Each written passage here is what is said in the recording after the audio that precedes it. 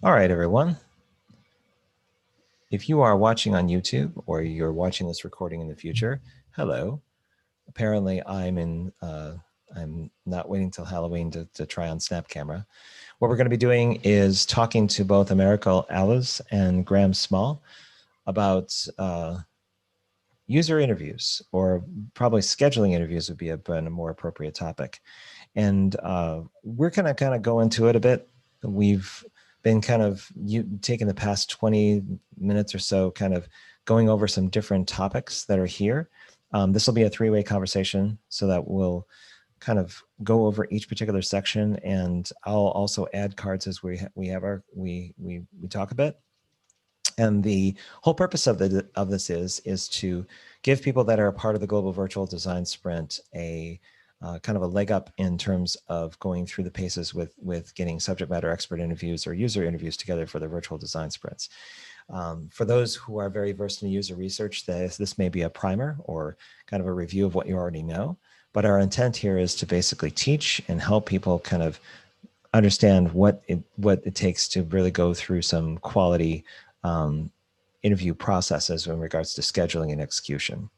So, gentlemen, would you like to say hi before we get into it? Hello.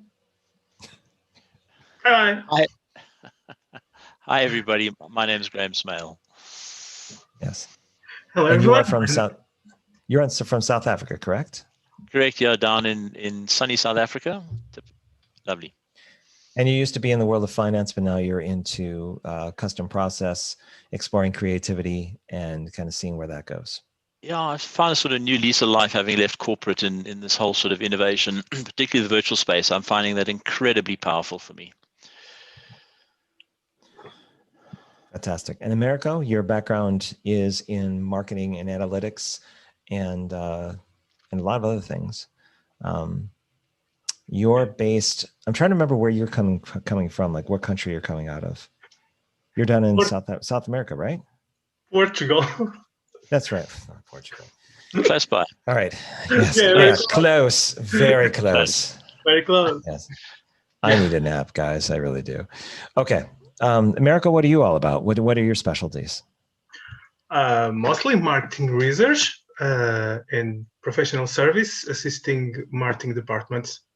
Also innovation, sourcing projects with ideas and testing those ideas in the market. Very cool. Yeah. And I, of course, am just the organizer of the Global Virtual Design Sprint, perpetual power napper, and very much interested in learning and teaching, I would say. I'm very active in that space. So that's one of the major reasons I'm here doing this. So while there's still a bit of activity going on, what I'd like to do is bridge the first question that's listed here, which are what are the fundamentals and the best practices of interviews. Now, both myself, Graham, and Americo have all taken time to kind of put in our own 2 cents on this topic. One of the things that I put here right off the bat is something I learned from Judy Ramey about encouraging your interviewees that you're talking to, whether they're subject matter experts or user interviews, like users or customers, to think out loud about what's on their mind.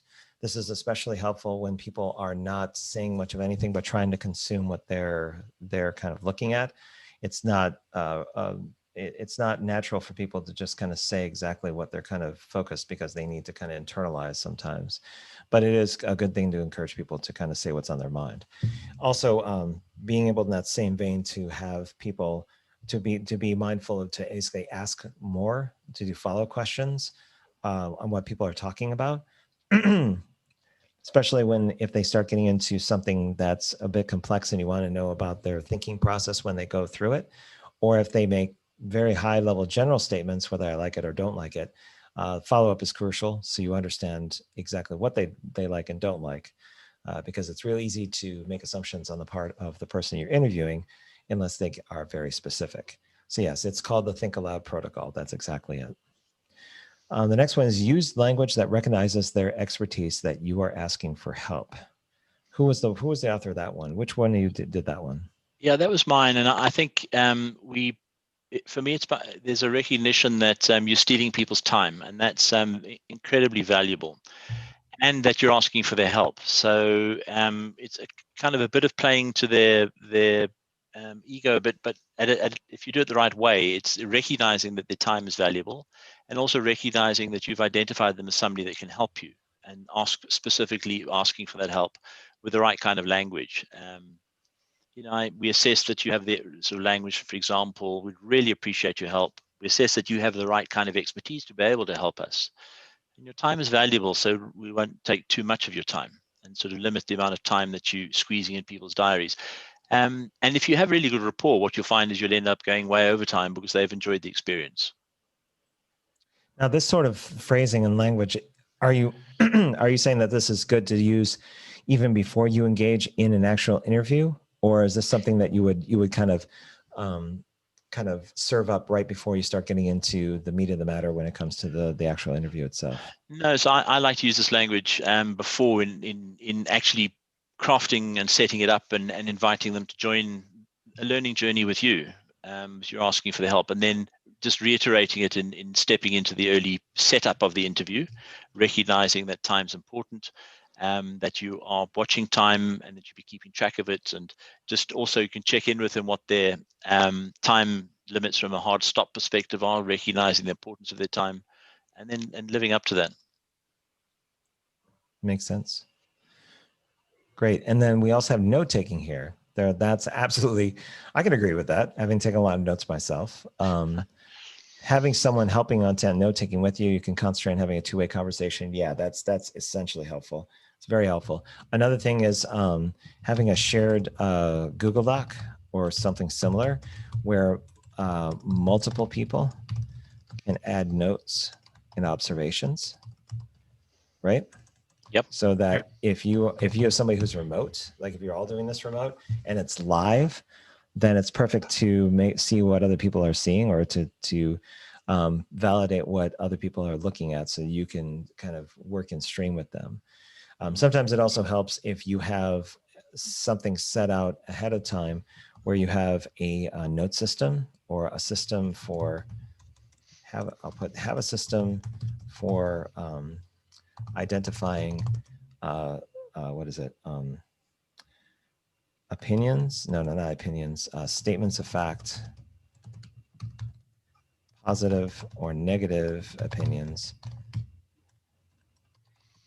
and there's a fourth one I can't think of, but I'll do these two.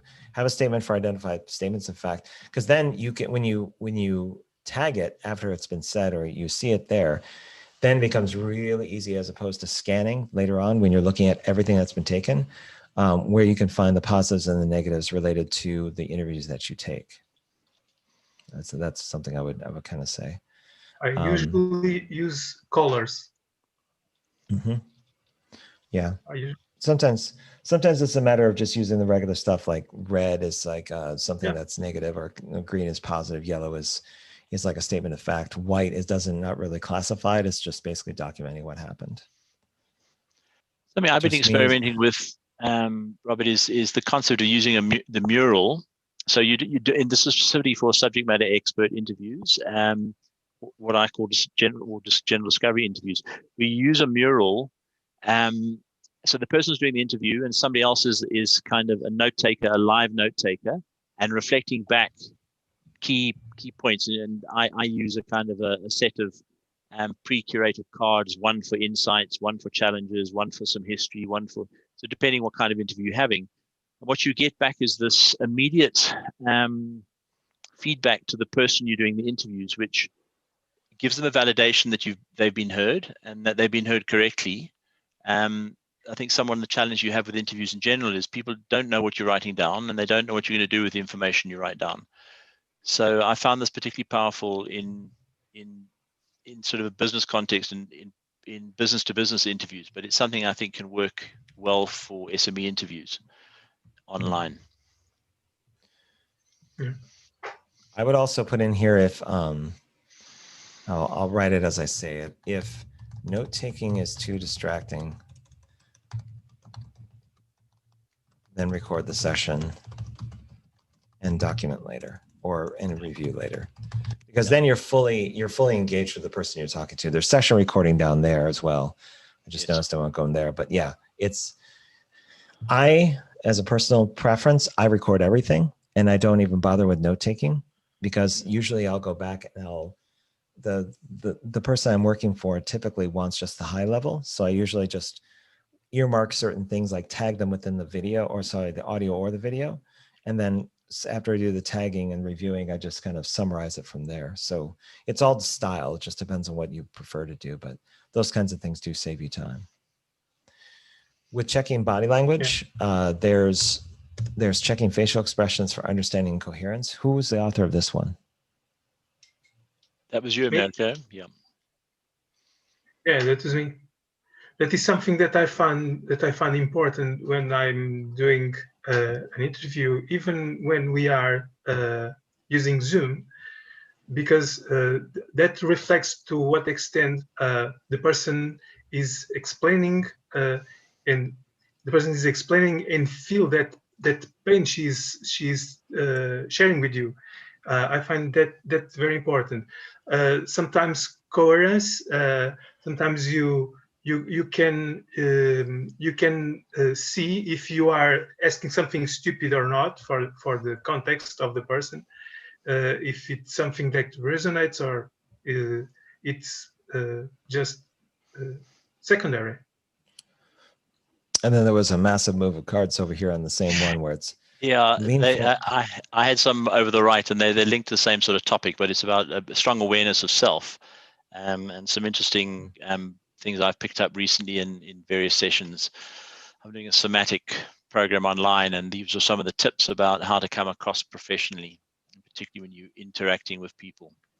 I don't think we pay enough attention to ourselves. You definitely don't want to do this. You want to come across professionally in an interview. Yep, this is probably the exact opposite. So you have things like, we're keeping your eyes at a third level of the screen. If possible, have the camera at a horizontal angle.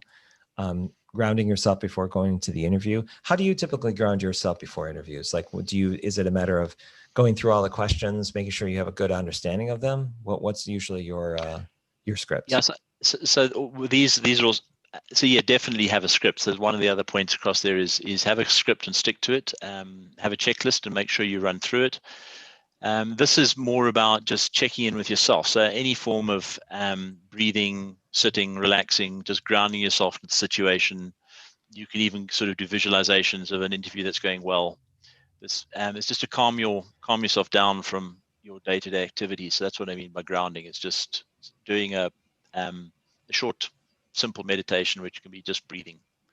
Yeah, and knowing and framing it also, because people just want to have a conversation with you. Most people have no expectations when they go in there beyond being, if they're being compensated, then they just assume that their time is being paid for. If it's that side of kind of engagement.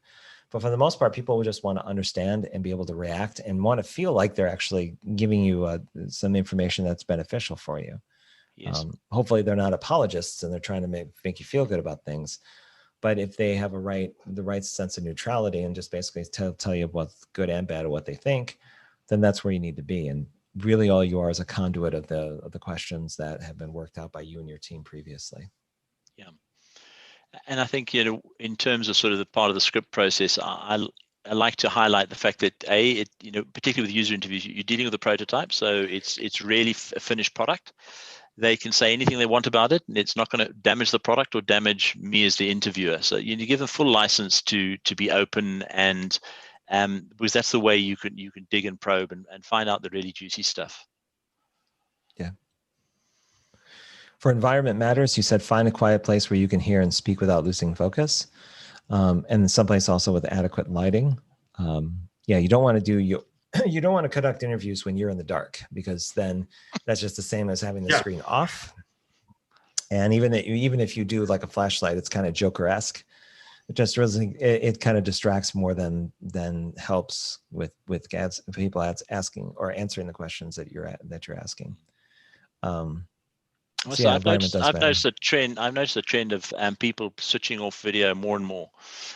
Certainly in our part of the world, a lot of people struggle with bandwidth, so that's one of the reasons. But I certainly, it's a trend I've noticed over the months as people have got more and more tired of zooming. And so that points to being able to listen better. On the one hand, I think without the video, you lose some things, but now all you've got is the person's voice in your head. and you can pay attention to maybe some other things that you couldn't with video. I personally like video. I like to see the person I'm interviewing. But last edition, I did a couple interviews with Margaret, and she interviews with no video, and it was a completely different experience for me. Amazing. Yeah, I tend to do it without video. If the other person insists that we need to see each other, then I usually do it. I mean, even now, I'm not even looking at you two. I'm literally got the whatever video that corresponds to this disabled from my viewpoint, even though it's there.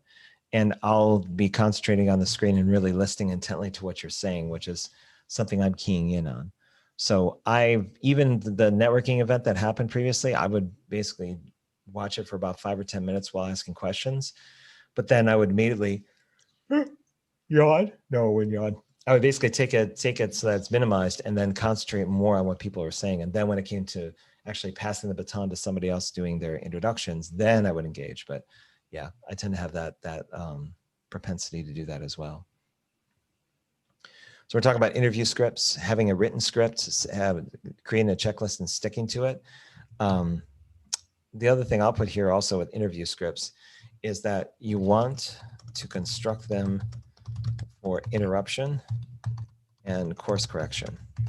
Yeah. So there's going to be a possibility that either there's parts of your prototype that aren't going to work. You may have an overzealous user that basically goes through and clicks on everything. So they've already kind of biased themselves in terms of like seeing the interfaces early, and they want to explore and do other things. So if things don't quite go as planned, don't go quite as good as it was originally planned. You do have to have the ability to say, okay, we're going to try it a different way, or let's go in this direction without assigning blame to the person that you're talking to. So the script is a good baseline. It's a good kind of path to like a normal one.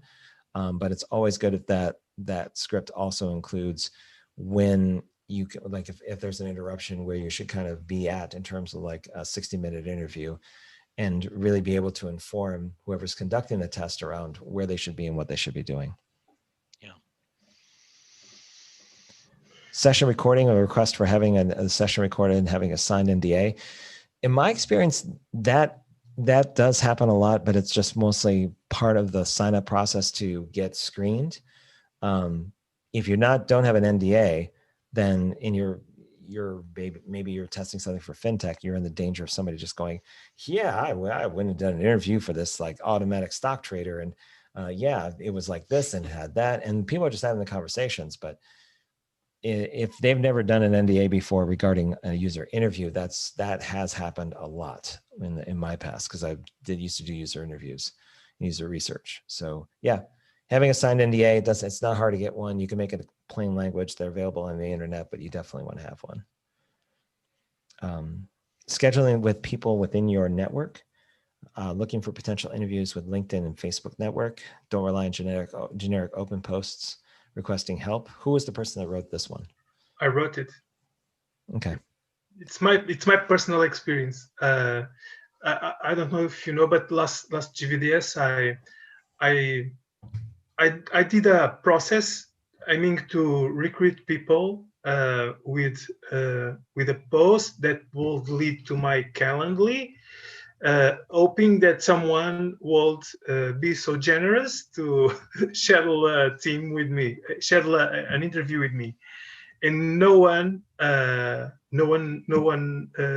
showed to help us in the interviewing stage. So it's not good. I mean, you are a social darling. You have a lot of people who is available to help you, but for the common mortal, it will not work, I think. Are you saying I'm no longer common? I'm not immortal? No, you aren't. Well, you have a lot of people. You just say I need something, and people jump in your lap. Maybe. I think I'm Captain Insomnia lately, but that's usually I only transform into that around the GVDS. But I'd like to think that I give more than I receive. That's the whole point, is that you're really trying to enable and help people, especially with what we're doing with this one. So the whole point is that you're trying to get them so they don't feel nervous about going into interviews, and what you have to keep in mind for kind of doing these things, which is they're probably bridging into the next one is when should you conduct interviews for a virtual design sprint? And let's do a time check for both of you. It's three after the top of the hour where I am. What's the maximum amount you can stay here? Like, would it be until like 50 minutes after the hour we should close it down? Yeah, that sounds good. I'm good with it. It's okay. Okay. So the two obvious ones of virtual sprint are SMEs and users. SMEs the week before the design sprint at a time that's convenient for them. And reflect notes back to the interviewee on the screen, on the mural, so they know basically what you documented. With users, it's like the target audience for your prototype. They're going to basically be a certain type that you want to get.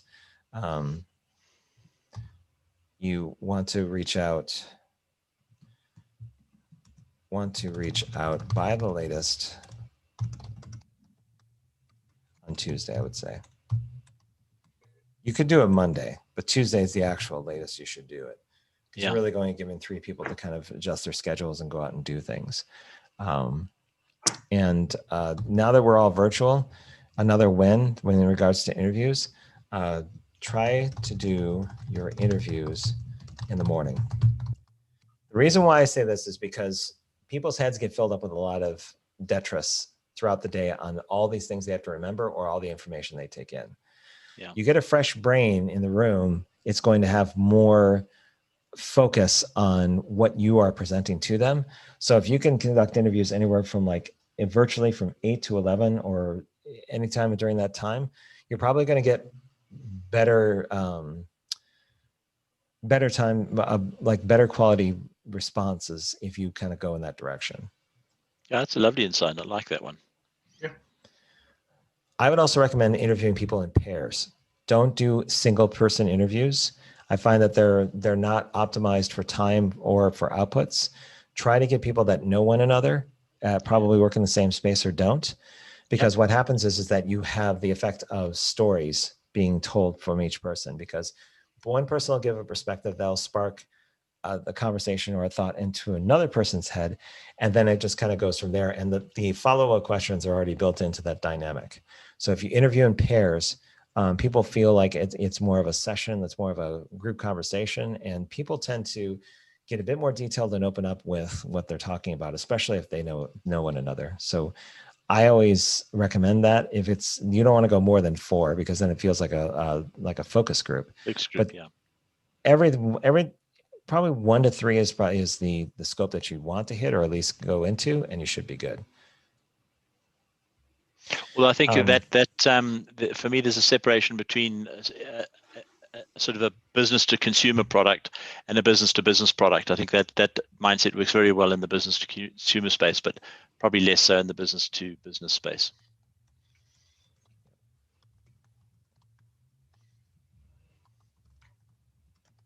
So I'm arguing for more general design sprints rather than specifically GVDS.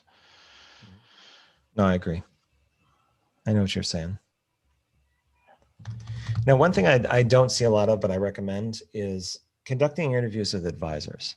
Someone like Lee Duncan is an invaluable person to get perspective from, especially on process or the topic at hand. I think, Graham, arguably you could be somebody that people in this event could tap into and say, we're thinking about going about this approach. And you ask not only questions, but you have a library of different avenues to go in. I think that advisors are someone that sit on the team, but don't really have a primary function beyond kind of guiding people along. And I think even before the week gets started, you'll want to interview advisors during the pre-sprint phase. Sprint phase. And the reason is they can also validate or invalidate your sprint brief or your topic. They can ask critical questions. They can recommend going in particular places. They'll be honest with you when they don't know something. But I really do believe that advisors are very valuable for sprint teams to interview as part of their preliminary work, their problem framing, and kind of going in that kind of exploring that particular space. If you sort of broaden it outside of GVDS and into sort of selling this as a service, is that a role you see on teams in running commercial sprints? Yep. Okay. Americo or Graham, do you have any other people that you could see in here that you would want to conduct interviews for, and when you should do them? So in sort of a outside of GVDS format into corporate, I think stakeholder interviews is something is slightly different from an SME, but keeps them. So part of the stakeholder interviews is to get a bit of prep on the brief, but also you always have a challenge with new innovative stuff inside a business, and stakeholder interviews can give you a much broader landscape identification of the challenges you may or may not face as you take something wider. Say it one more time so I can document it properly. Yeah, so stakeholders are good for prepping the briefs. In other words, they're not directly involved, or you have a particular stakeholder is not going to be part of the process. But if you think about taking the innovation or the idea into the broader organization, stakeholder interviews will give you a feel for the landscape that you're dealing with, and the challenges you may face.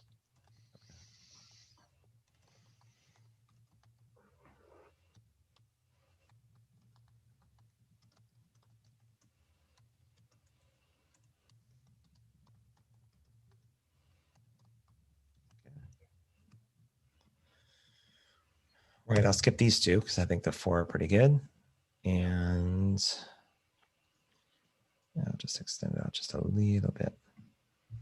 And we got one more over here. What are some traits of an effective interviewer? I copied those back across with the body language section, Robert. So there's nothing new there. Okay. So in that case, let's change the subject real brief and do some like last minute stuff. So instead of this topic, and I'll take this down since it's been copied. If we're talking about scheduling interviews or just interviews in general, how about what are some lessons learned about user research in interviews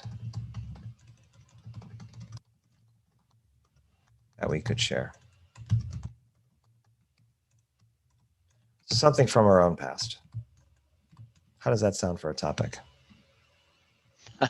Yeah.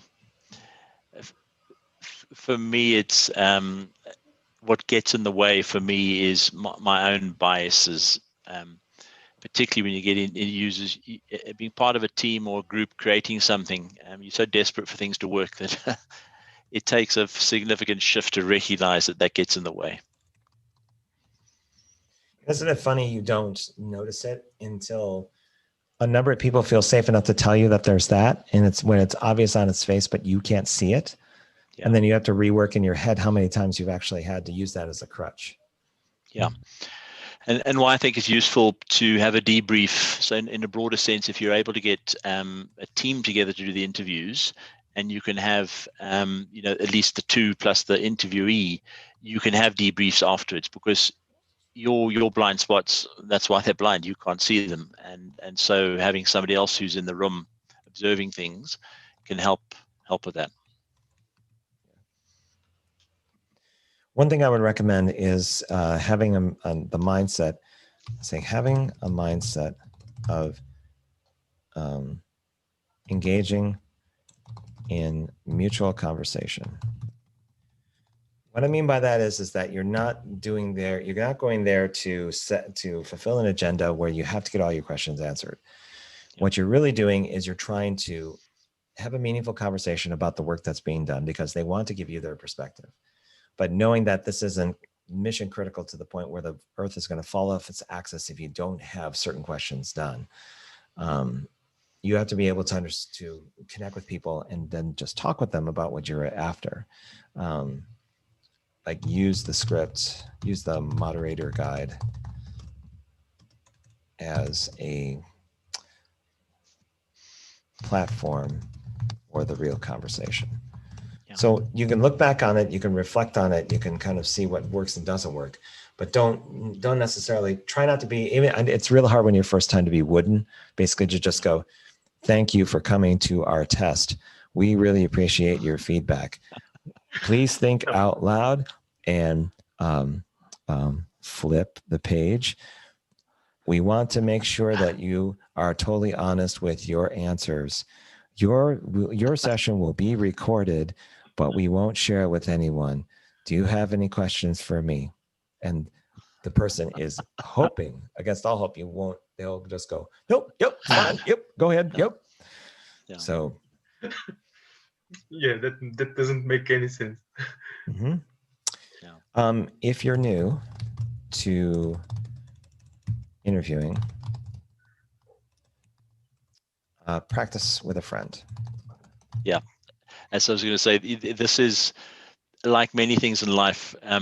There's a big difference between knowing about interviewing well and being a good interviewer, and the journey between the two is all experiential.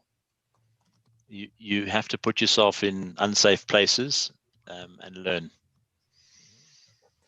Basically, the thing I've found that works best is just interview them on something they really like to do, like a hobby or like something that you see them do ever so often, usually gaming or traveling or physical play, and to interview, not just to go through the motions, but to try to understand what they're telling you and what they really like, because that's something that those follow-up questions and that digging a bit is something that's going to separate your user interview from being fairly surface to something that's granular and usable in multiple ways for the team. So it's understanding the art of the follow-up question would be another one. So I think I'll put that as another card. Understanding the art of the follow-up question. It's like that. Lettering, it's that. You are talking about lettering. You are talking about lettering or exploring, going deeper in the subject. Go deeper into the answer that someone gives you on a question. That's a bit like a Google search. So you double click on to go deeper into the thing. So yeah. Yep. Do either of you have anything for the final card on the lessons learned about user research and interviews that we could share with our audience? For me, the fundamental mood, so I'm using emotional language because I think it's really important. The mood of curiosity is if you had to cultivate one thing going into an interview, is the mood of curiosity.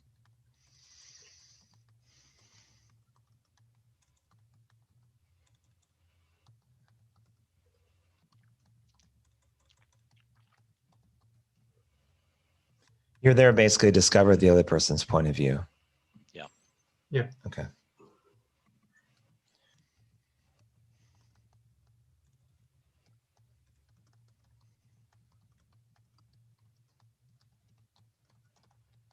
But you know what? When they eventually perfect Neuralink, user interviews are really going to be about 5-minute recording sessions. Just pop that thing in the back of your ear, and you're just going to stare at your interviewee and just go, And there's, as you're thinking, it records everything that you're thinking about as you flip through things. But you don't want a person that has Tourette's, because if that happens, you're just going to have to kind of like work through cuss words at the same time that you're working through the actual script and the content that you need to answer your sprint questions and other things. So screening is going to be even more important if you decide to go down that route. Yeah.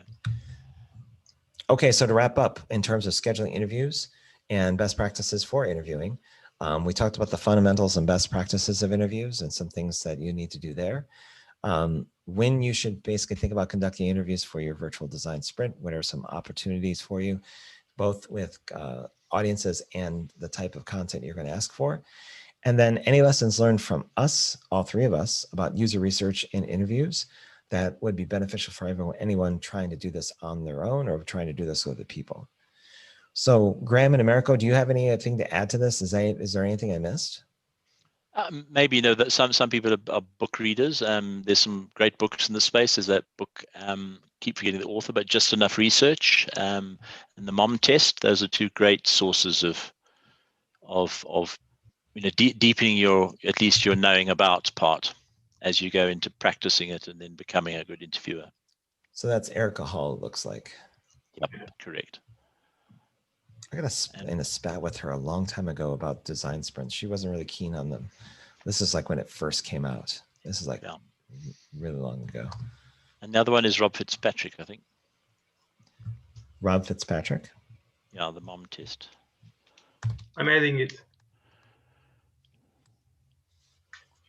Yeah, Rob Fitzpatrick. So those are very accessible books about research and interviewing. It's already there, Robert. Oh, the image didn't come through, but then, okay. Yeah, we got both. Strange. I want to also recommend, and I'm recording this as I do it, but Matthew Margolis. I think that's his name. From Google. Let's do that. Yeah, I totally screwed up. Matthew Margolis, Google. It's not dog training. Well, okay. There we go. So this guy. So this is somebody that's written a lot of articles on both remote research and doing interviews that I really enjoy. And you just have to basically look him up on Google or and online for his user interviews. And I find them to be helpful. He's somebody that actually goes through like the setups of different things. In fact, I bet I could probably find it if I do a search real fast, because I know we're running out of time. This, and let's do Medium. And I believe he has a lot of different articles. Yeah. So this is like the research sprint he did. These are different ones. How to build a simple UX lab anywhere was one I read back in February. A field guide to UX research for startups. So yeah, and he's somebody that was featured in the Google Sprint kind of video series. So he's got some articles that are really good, and I'll bring it over and copy it into the mural that we were working on. So where is it? There. Okay. So I will be sharing both the streaming video. That's terrible. Can't even pull the image, but that'll be the mystery one. It's like, do you remember what we talked about? It's right there. Go ahead and click on it if you can remember.